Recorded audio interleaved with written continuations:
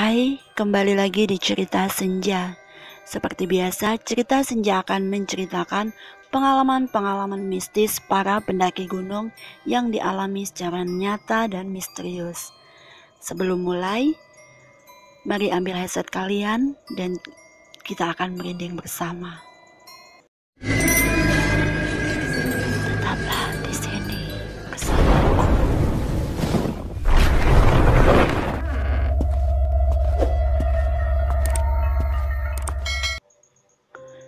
Di episode kali ini kita akan bercerita tentang masih seputar petualangan di gunung ya. Kali ini sebuah cerita petualangan di Gunung Merbabu.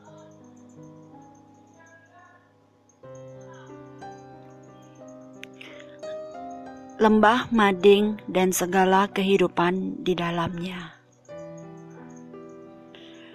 2016, kala itu siang sangat terik, bak tangan yang menampar seluruh badan setiap kulit.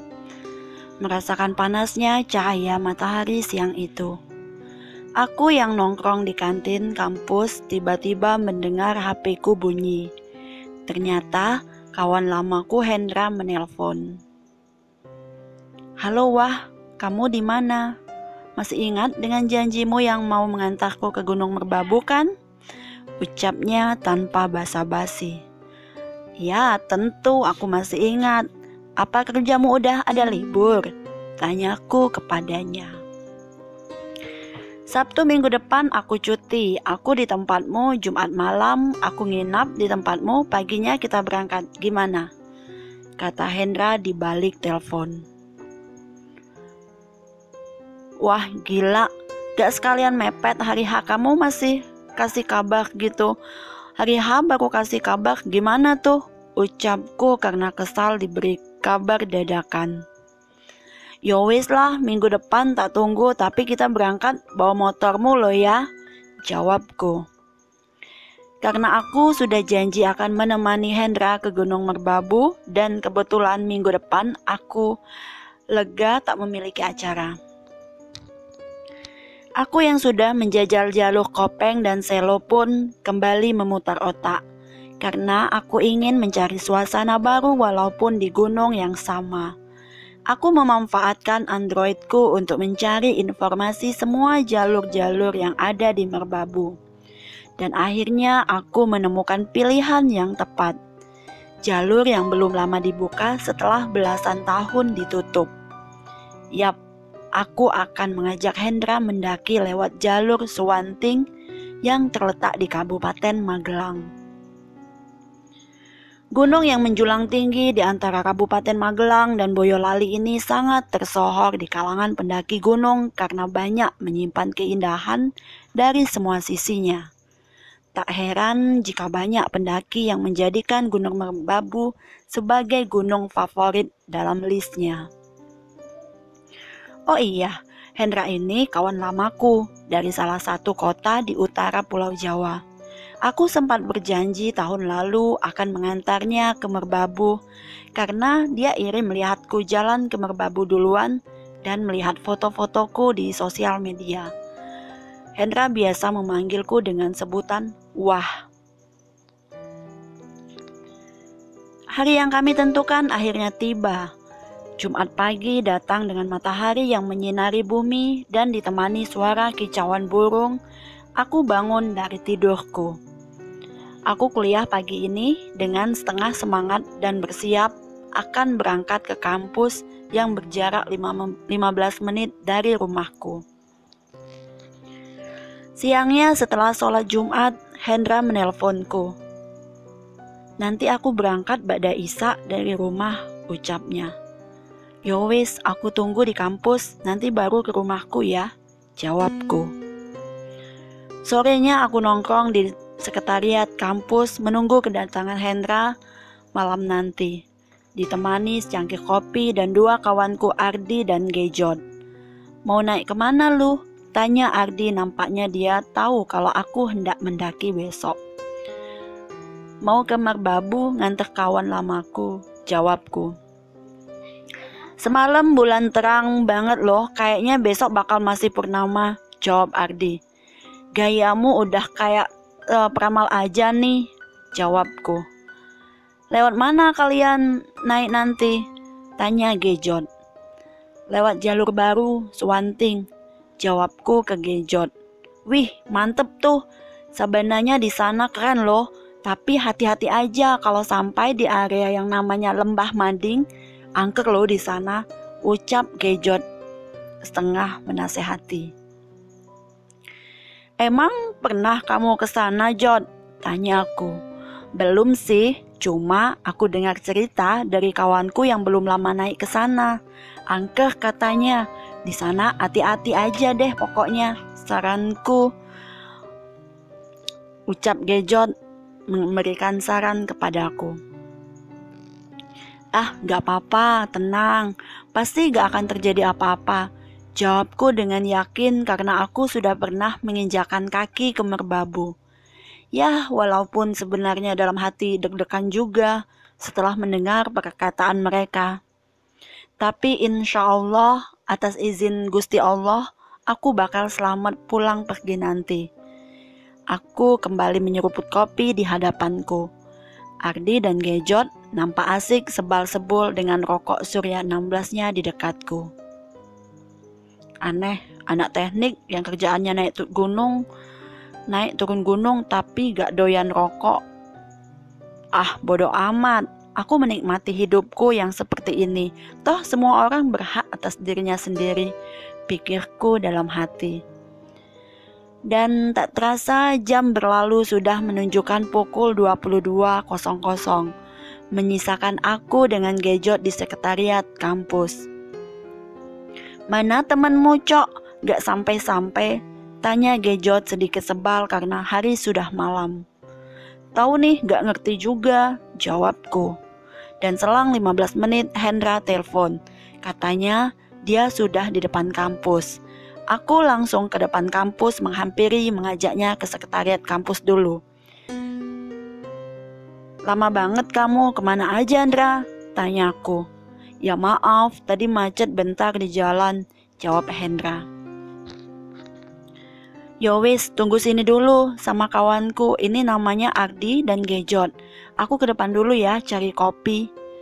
Aku pun keluar kampus cari angkringan terdekat guna bungkus kopi sama gorengan buat Hendra. Bang, udah sering naik sama Wahyu? Gejot menanyai Hendra. Udah sering bang, kebetulan kemarin pas dia ke Merbabu, saya gak ikut. Jadi tak suruh nganter aku ke sana sekarang, jawab Hendra. Kamu bisa lihat gitu-gituan gak bang? Gejot kembali memberi pertanyaan kepada Hendra yang cukup membuatku memperhatikan. Gituan apa Jot? Gak jelas lu, jawabku sambil memotong pembicaraan. Alah, gituan itulah, masa gue perjelas? Gejot kembali menjawab dengan logat Betawinya. Gak bisa saya bang, jawab Hendra dengan senyum-senyum. Sebenarnya aku tahu kalau sebenarnya si Hendra peka dengan hal-hal semacam itu. Tapi saat ini Hendra lebih memilih menyembunyikannya.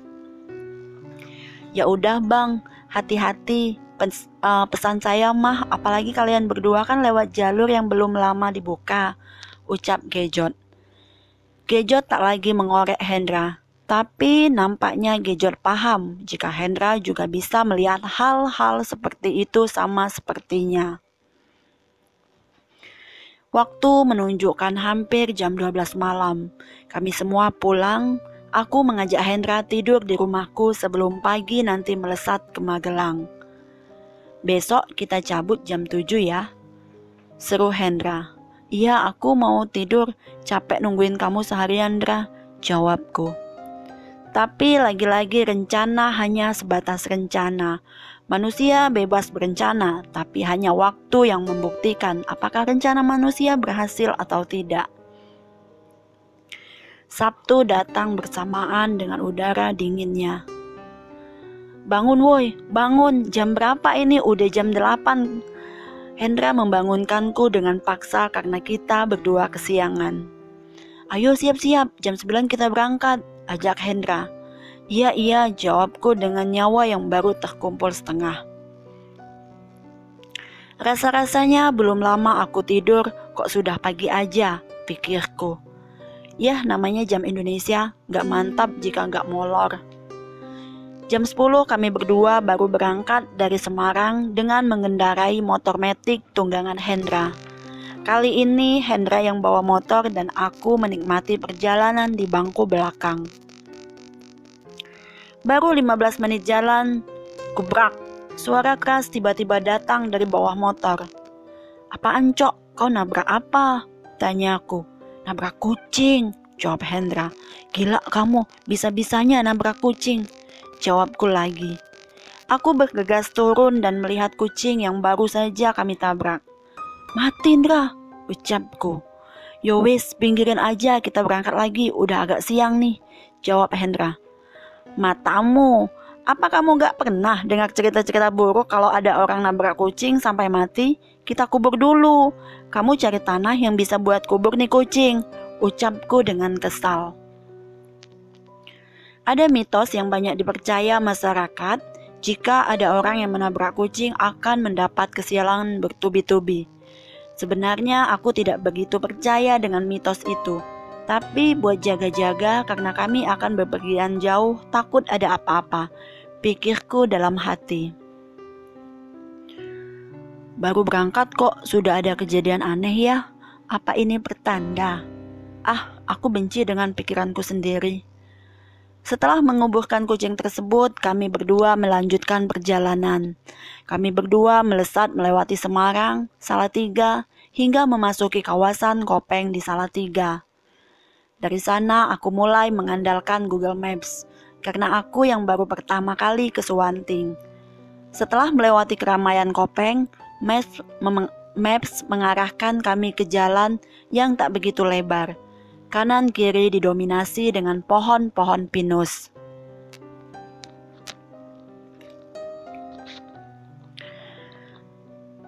Jalan naik turun berkelak-kelok, bak jalan menuju hatimu yang sangat sulit kutempuh.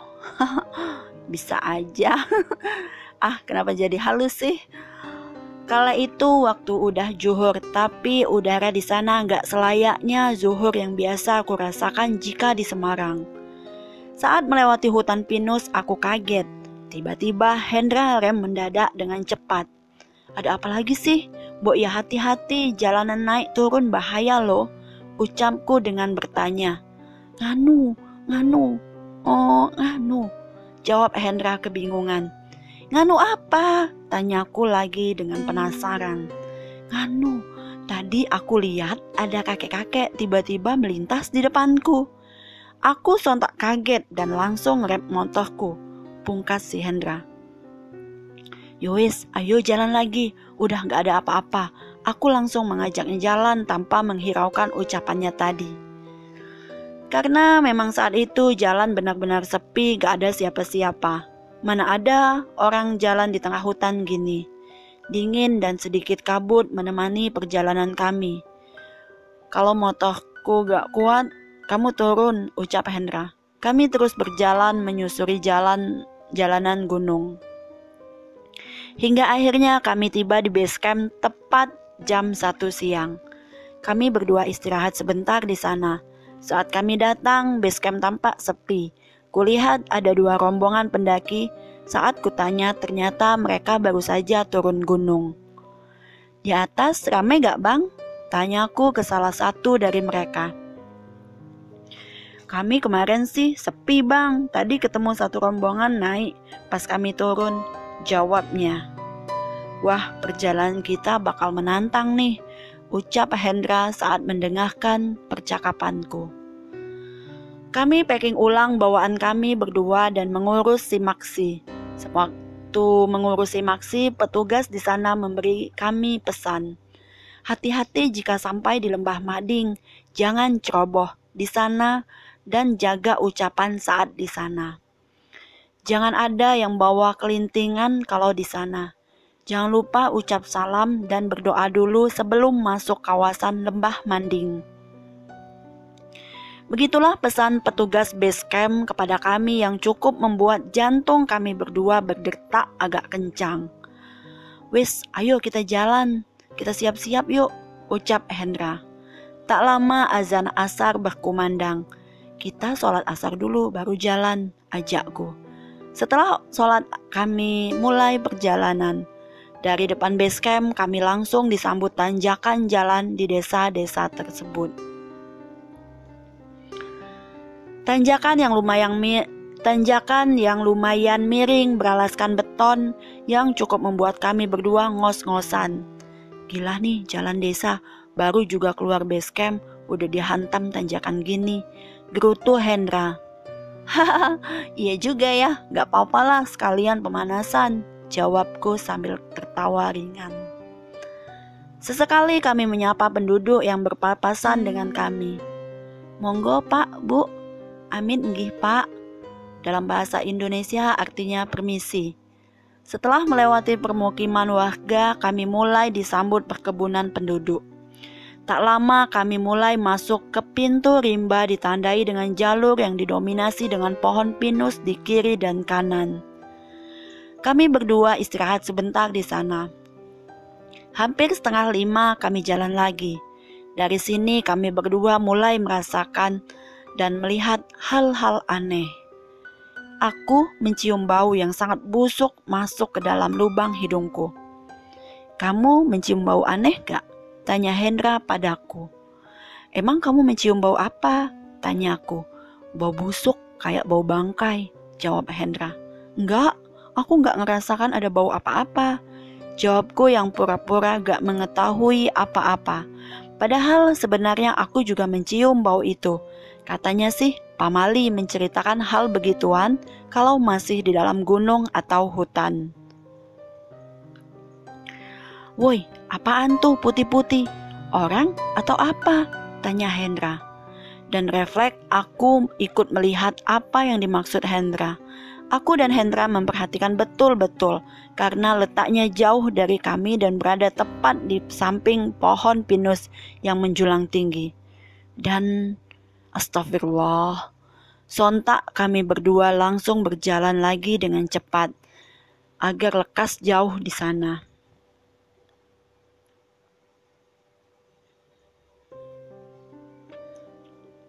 Aneh, baru kali ini aku melihat semacam itu di keadaan yang masih terang begini. Kita disambut apa gimana nih wah? Tanya Hendra kepadaku. Udah jalan aja, suruhku. 15 menit perjalanan kami tiba di pos 1 Lembah Lempong. Tanpa istirahat kami langsung berjalan lagi. Karena kami tidak ingin jalan terlalu lama dan karena kami tidak ingin lama berjalan malam kali ini. Saat kami berjalan di antara pos 1 menuju pos 2, kami kepapasan dengan kakek-kakek yang memanggul kayu bakar. Monggo pak, sapaku. Sewajarnya manusia yang bertutur sapa.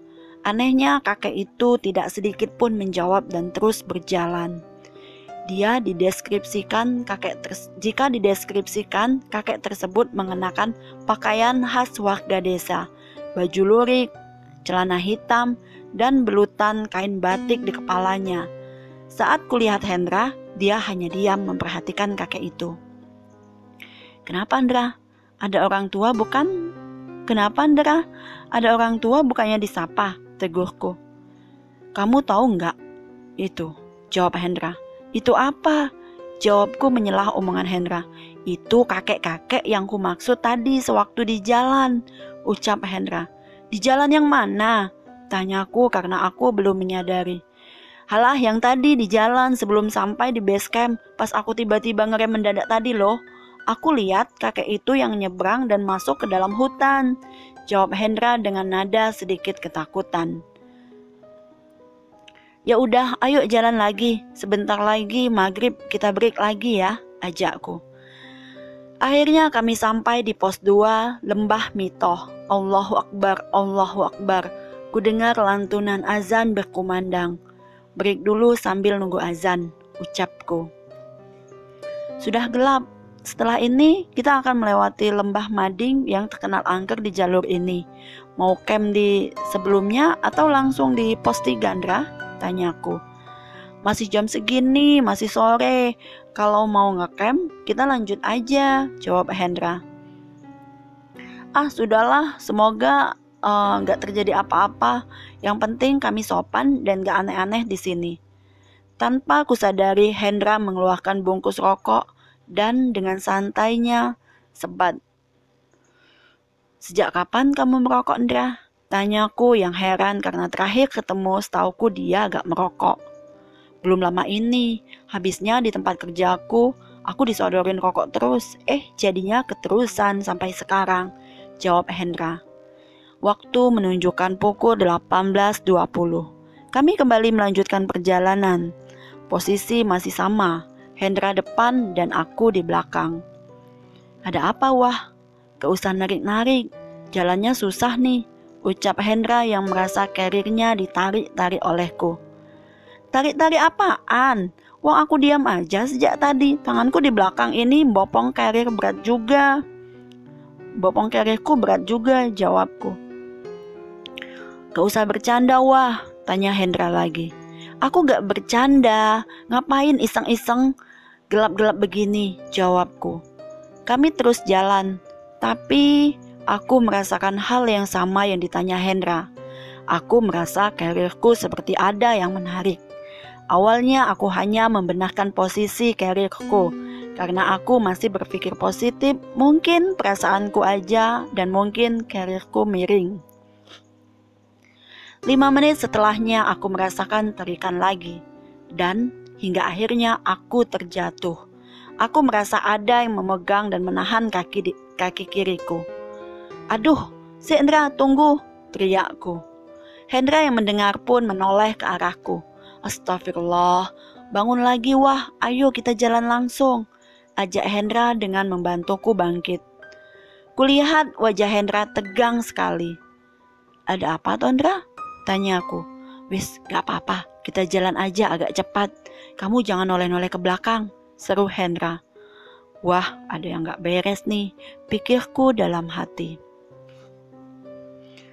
Aku terus berjalan mengikuti ritme langkah Hendra yang agak cepat dari sebelumnya. Akhirnya Hendra berhenti di tanah sedikit lapang. Aku kembali bertanya, ada apa, Hendra? Kamu lihat apa tadi? Saat kamu terjatuh tadi, aku melihat ada lelaki tua, wajahnya pucat dan tangannya memegangi kaki kiri kamu, jawab Hendra. Hah? Serius kamu, Hendra? Jangan bercanda gituan di tengah hutan gini, ucapku. Serius, Wah, aku gak bohong. Setelah ini kamu gantian di depan ya, jawab Hendra. Di situ perasaanku campur aduk, bingung, takut, tegang, semuanya dah. Karena sejauh ini kami belum ketemu pendaki sama sekali, alias kami berdua saja di jalur ini. Sejak di sini kami baru menyadari jika bulan mengeluarkan cahayanya yang sangat terang. Ya, benar sekali. Malam itu ternyata benar bulan purnama. Ternyata ucapan Ardi waktu di kampus benar adanya. Yuk jalan, ajak Hendra. Aku langsung mengambil posisi depan. Belum lama jalan dengan headlampku, aku melihat papan petunjuk bertuliskan Lembah Manding. Jam menunjukkan hampir jam 8 malam. Drah, iki Lembah Manding. Kita berdoa dulu di sini dan jangan lupa salam, ucapku kepada Hendra. Hendra melantunkan azan sebelum kami melanjutkan jalan, karena menurutnya itu bisa menetralisir keadaan. Saat kutanya, dapat amalan dari mana? Katanya ia mendapatkannya sewaktu mengikuti pengajian di daerahnya. Wah, ilmu baru, ucapku dalam hati. Bismillahirrohmanirrohim. Kami berdua kembali berjalan di antara lembah Manding ditemani terangnya cahaya rembulan purnama malam itu. Dalam hati aku terus melantunkan doa yang aku bisa. Belum lama jalan aku merasakan sakit di kaki kiriku. Mungkin akibat terjatuh tadi. Aku berhenti mencoba meredakan sakit di kaki. Kenapa, Wah? Tanya Hendra. Kakiku tiba-tiba sakit, kayaknya aku akibat jatuh tadi, jawabku terbata-bata. Waduh, Coba buka diolesi balsem dulu, siapa tahu enakan, suruh Hendra. Kami berdua langsung menepi lagi. Aku langsung membuka sepatuku, ternyata pergelangan kaki kiriku memar. Kok memar ya? Kan jatuhku sudah tadi di bawah. Kok baru terasa sekarang? Tanyaku pada Hendra. Udah, buruan diolesi balsem dulu, suruh Hendra. Dibantu Hendra, aku sedikit mengurut-urut pergelangan kakiku dengan balsem.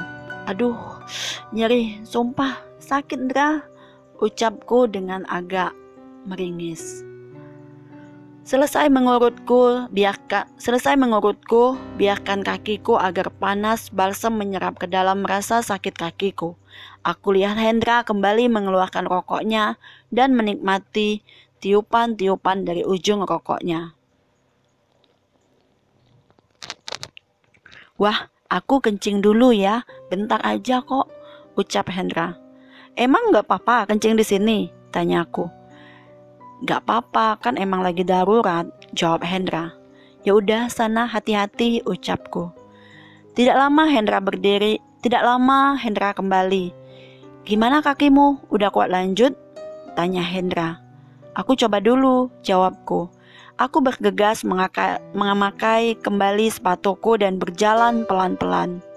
Nyeri, sakit setiap aku melangkahkan kaki dengan kaki kiriku. Apalagi trek di lembah Mading benar-benar terjal dan menyiksa kakiku. Malam itu tak terasa sudah masuk pukul 9 malam. Suasana masih berkabut dengan jarak pandang yang tidak begitu jauh. Wah, kita bangun tenda aja di sini. Sepertinya kamu kesusahan dengan keadaan kakimu itu, ucap Hendra yang sepertinya sejak tadi memperhatikanku. Lanjut aja pelan-pelan, ucapku. Lanjut gimana? Jalanmu aja udah sempoyongan seperti itu. Kamu kalau paksakan sampai patah kakimu, mau? Ucap Hendra dengan nada tinggi. Aku yang sebenarnya takut jika bermalam di lembah Mading ini akhirnya terpaksa mengiyakan ajakan Hendra. Selain karena kakiku yang teramat sakit, jam juga sudah malam dan kabut mulai terus membersamai perjalanan kami. Tunggu dulu di sini, aku cari tempat dulu, ucap Hendra.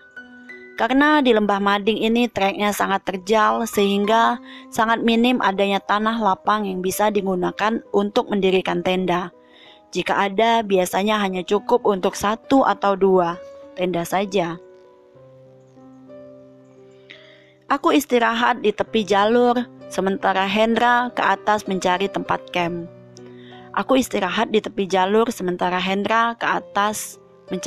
camp. Saat itu aku benar-benar sendiri, hanya berteman headlamp di kepala dan kabut yang masih saja setia memelukku. Malam itu angin bertiup tapi tak kencang. Kriak, kriak, kriak, ngik, ngik. Suara-suara pohon yang tertiup angin malam itu memang benar-benar membuat bulu kuduku berdiri. Apalagi aku tidak bisa melihat dengan jelas keadaan di sekitarku karena terhalang kabut. Kalau tiba-tiba ada yang muncul, kan aku tak tahu.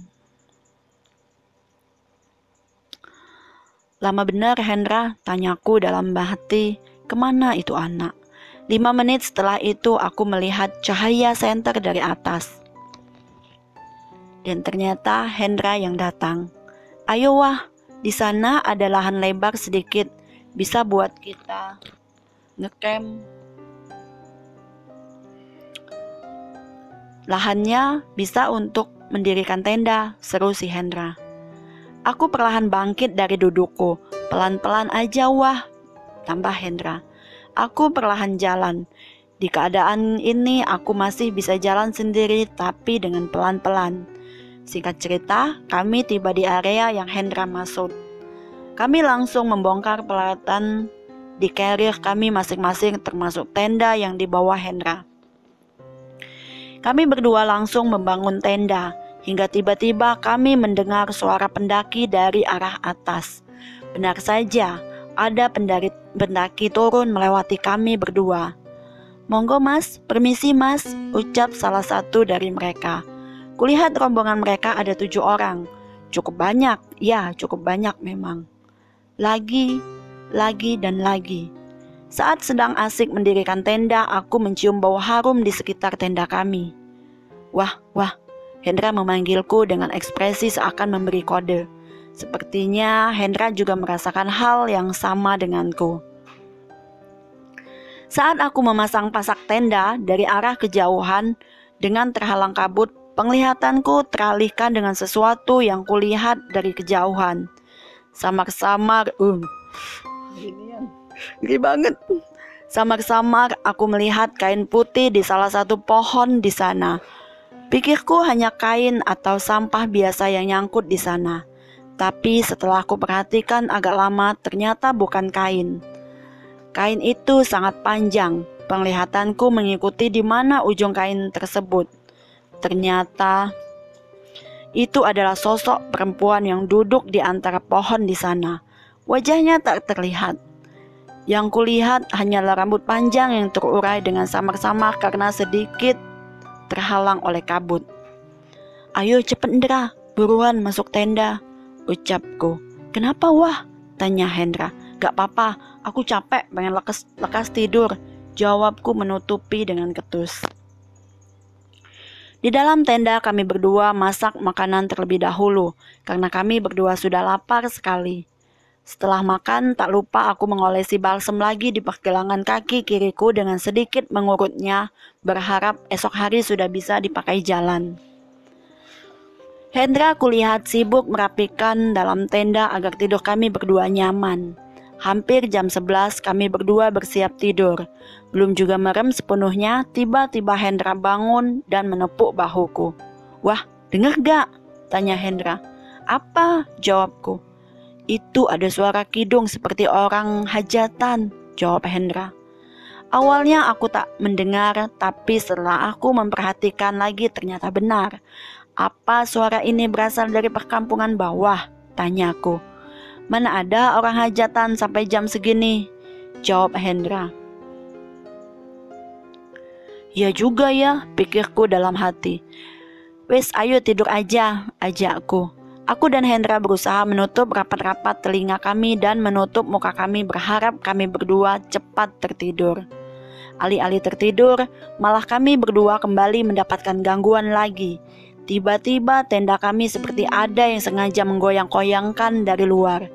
Dan di salah satu sisi tenda ada suara tepukan seperti tepukan tangan. Aku dan Hendra saling menatap berhadapan di posisi tidur kami.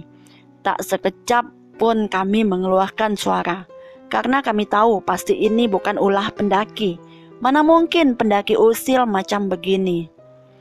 Kejadian ini berlangsung hingga kurang lebih 5 menit. Kami juga tak mendengar ada suara manusia. Itu semakin menguatkan pikiran kami berdua jika ini adalah ulah dari penghuni lembah Mading di sini. Suara kidung, gangguan di tenda kami rasakan bebarengan, benar-benar malam itu berubah menjadi malam yang sangat mencekam bagi kami berdua. Aku terus melantunkan doa yang kubisa. Kulihat mulut Hendra juga berkomat kamit entah doa apa yang dibacanya. Saat kami berusaha memejamkan mata, akhirnya tenda kami kembali tenang. Tapi suara kidung itu masih terdengar membersamai malam kami. Tak begitu menghiraukan, tak terasa akhirnya kami berdua tidur dengan sendirinya. Mas, aku dengar ada suara memanggil dari luar tenda. Aku bergegas membangunkan Hendra. Apa wah, baru juga tidur. Mas, suara itu terdengar lagi. Tuh, jawabku singkat kepada Hendra. Siapa? Celetuk Hendra. Mas, tolong mas, boleh saya minta airnya? Terdengar dari luar seperti suara pemuda seumuran kami. Ada pendaki wah, ucap Hendra. Spontan Hendra membuka tenda berniat membantu pendaki tersebut. Ternyata benar, kami lihat pendaki laki-laki seorang diri. Ia terlihat kesusahan karena persediaan airnya habis. Hendra memberinya air terlebih dahulu sebelum mengajaknya bicara lebih lanjut. Namanya siapa mas? Mau naik? atau turun? Tanya Hendra. Aryo mas, saya mau naik tapi air saya habis, jawabnya. Aku lihat waktu sudah menunjukkan pukul 1.30 dini hari. Mas mending camp aja di sini. Mas udah jam segini. Masnya juga udah kelelahan. Itu di situ ada lahan sedikit cukup kalau buat bangun satu tenda. Nanti pagi kita naik bareng, ucap Hendra sambil menunjuk tempat yang ia maksud.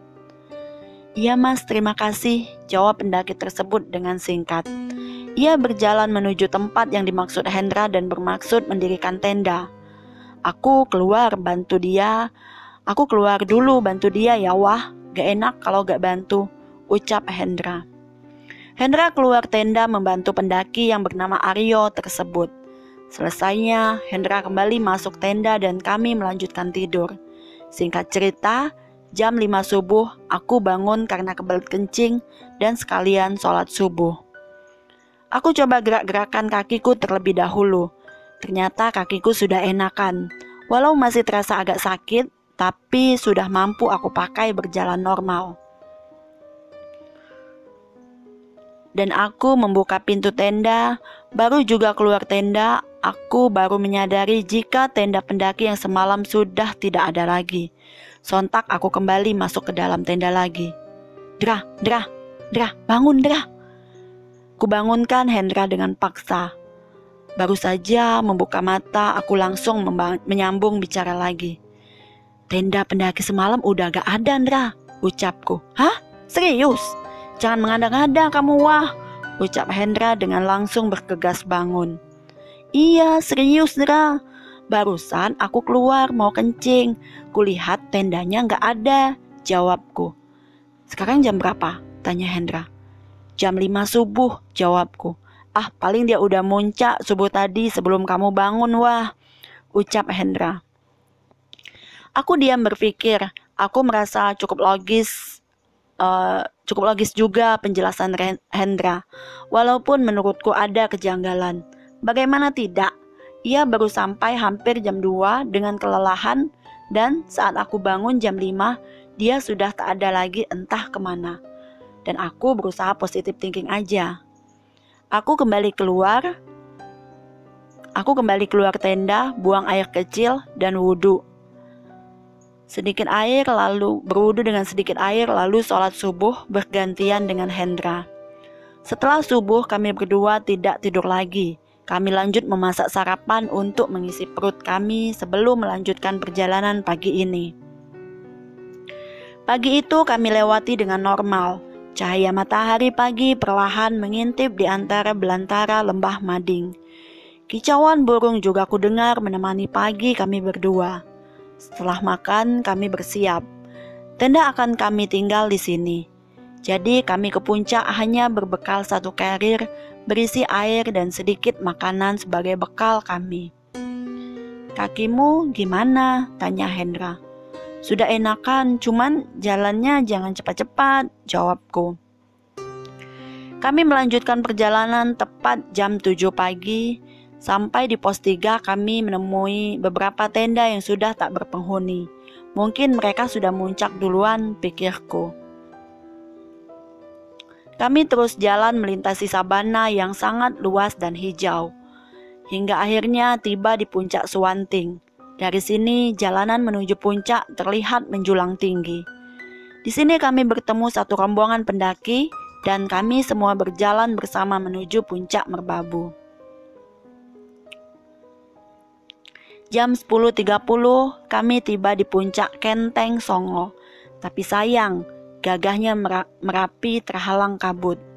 Tapi di sisi Merbabu yang lain masih terbuka jelas lautan awannya. Tak berlama-lama di puncak kami bergegas turun. Saat turun kami tidak lagi bersama dengan rombongan pendaki yang barusan naik bersama kami karena mereka masih menghabiskan waktu agak lama di puncak. Kami bergegas turun karena kami tak mau bertemu malam lagi di jalur pendakian setelah banyak kejadian yang menimpa kami semalam. Oh iya, ada yang lupa aku jelaskan. Sejak di pos 3 hingga puncak, aku dan Hendra memperhatikan setiap orang yang kami temui, berharap menemukan pendaki semalam yang minta tolong kepada kami. Kami hanya ingin memastikan jika pendaki semalam adalah manusia atau bukan. Kami tiba di tenda jam 2 siang. Anehnya tenda kami tidak lagi berdiri, seperti ada yang sengaja melepas frame tenda kami. Tak begitu memikirkan, kami langsung packing semua peralatan dan makan roti untuk mengisi perut kami. Kami jam 3 mulai melakukan perjalanan turun. Saat turun sesekali kami menyapa pendaki yang akan naik. Syukurlah sekarang kami tak lagi sendiri, ucapku dalam hati. Sial sekali, gelap datang saat kami tiba di hutan pinus dekat pos 1 tepat sebelum azan maghrib dan kabut sangat-sangat tebal menyelimuti. Sampai-sampai aku yang berjalan di belakang Hendra tidak bisa melihat Hendra karena saking tebalnya kabut. Aku hanya bisa melihat cahaya headlampnya karena headlamp yang di bawah Hendra lampunya berwarna kuning. Di sini lagi-lagi kami mencium bau busuk seperti kami mencium sewaktu naik. "Drah, bau itu lagi," ucapku. "Ayo agak cepat," jawab Hendra. Yang aku takutkan saat di sini adalah karena jarak pandang kami yang minim karena kabut sangat tebal, dan jika tiba-tiba pocong kemarin atau ada sosok yang tiba-tiba muncul di hadapan kami, aku benar-benar tidak bisa membayangkan jika semua itu terjadi. Malam itu kami lewati sangat sunyi. Kami berdua diam tak saling bicara. Mungkin kami berdua sudah sangat lelah akibat perjalanan. Samar-samar aku melihat cahaya lampu motor dan suara beberapa orang di depan.